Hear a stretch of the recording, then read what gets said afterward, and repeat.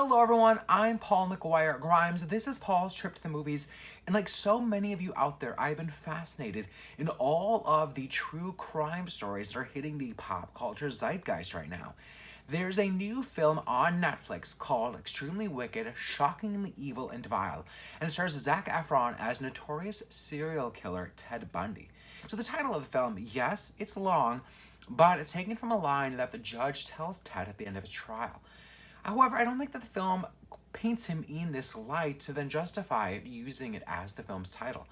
It also stars Lily Collins as his girlfriend Liz, John Malkovich as the judge, Jim Parsons, and Haley Joel Osment.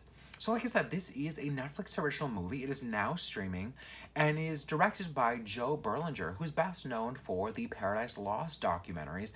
There's a trilogy of them all about the West Memphis Three. They are available on HBO right now, and I highly recommend them. They're some of the best true crime documentaries out there. So Extremely Wicked is not quite the movie that I was expecting and wanting it to be, and it may not be what others want from a Ted Bundy movie. I really do see this as two separate movies.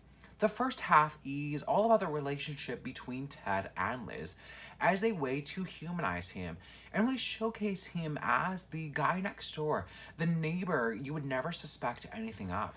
It also then really gets to tell Liz's side of the story and why she would fall in love with someone like Ted. The script by Michael Werwey is based around her book. The writing, though, is a little too generic in my opinion in the first half. I was waiting to learn what set Bundy apart, what were his crimes. It was only in the second half, once we get to the Florida arrest and the trial, does it then get fascinating with that true crime angle. There is plenty of trial coverage, transcripts, and testimonies that the script can then pull from to then make for a captivating movie. It's here where they start to then scratch the surface on his crimes and his behavior. But even then, you don't quite feel that sick and twisted pit in your stomach, despite knowing who Ted Bundy is.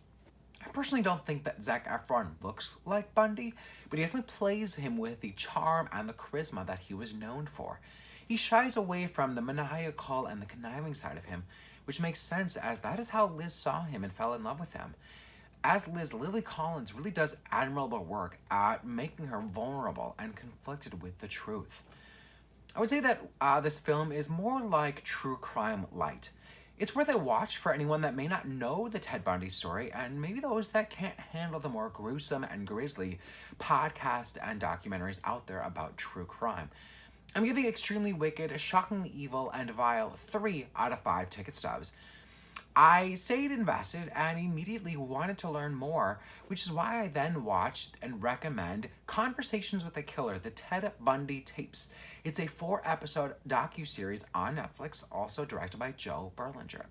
If you like my review today, click subscribe on my YouTube channel. I'd really appreciate it. I've got reviews of other Netflix movies like Homecoming by Beyonce and Unicorn Store.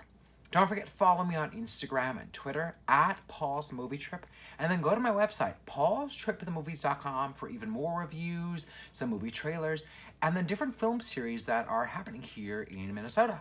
Thank you so much for watching Paul's Trip to the Movies.